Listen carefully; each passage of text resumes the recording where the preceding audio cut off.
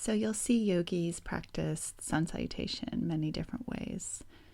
The most common are the traditional Hatha sun salutation and the Ashtanga A and B sequence.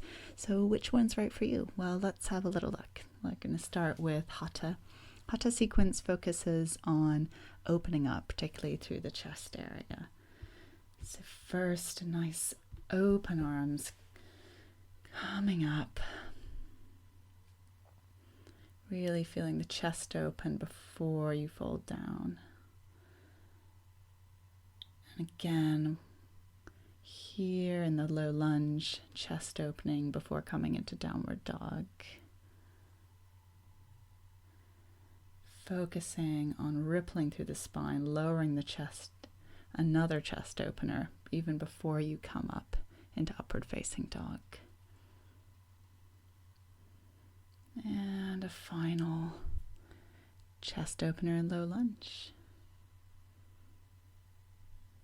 Breathing out as you fold and rising up, really feeling that connection all the way from your toes to your fingers. And taking a settling breath before you practice on the left side. Inhaling, exhaling. Inhaling as you drop the back knee, untuck the toe, open the chest. Exhaling as you enjoy your chest dropping between your hands. Up into upward facing dog. Back into downward facing dog. Breathing in again. And breathing out again with the fold. And coming all the way up. And again, finding a steadying breath. So, Hatha can be really useful for adding a bit of lumbar flexibility. There's so many opportunities to roll through your spine in each stage of the Hatha sequence. So let's move on to our Ashtanga A.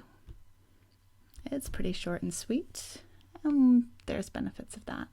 You're coming straight down, straight back, straight down, straight up, another back, and then stepping or hopping forward again into a flat back, folding and coming all the way up. Let's just stop right there. So essentially what you're doing is lengthening up to be able to fold down deeply. So whereas Hatha is an opening up, we can think of Ashtanga at its core as a lengthening.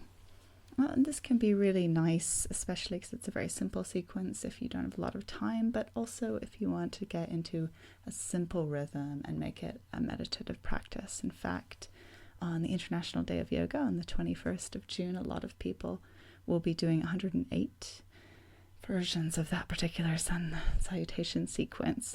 I'm not going to be one of them, but you can see how it provides a really nice opportunity to do a repetitive motion and really pay attention to the detail and really allow your mind to concentrate.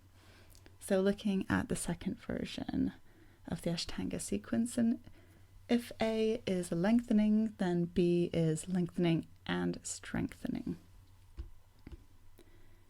So first you're going to come into chair pose, which is quite demanding on the thighs and also requires an upward gaze. It's quite a powerful gesture. And of course the long fold down, the flat back, coming back all the way down, all the way up. And here we add in two warriors. So first on the right hand side, strong legs. Again, another chaturanga, which requires a bit of core and arm. And our second warrior, Vibhadrasana, is a very strength-giving pose. So this combined with the chair gives you a lot of great strength work and also just a kind of powerful feeling when you're doing the B sequence. And then coming forward, one final flat back, folding down, and then coming all the way up. And holding your final chair, perhaps a few more seconds, just to give yourself that little bit of extra workout. And finally bringing the hands to a prayer posture and checking in with your breath if you're going to need to. I certainly would after that sequence. So which one is right for you? Well, I think it shows that it depends what your mood is. The Hatha is a great traditional chest opening sequence. You can also move it into some fun flow. Ashtanga A, brilliant for repetitive and meditative practices, and B is great for strengthening.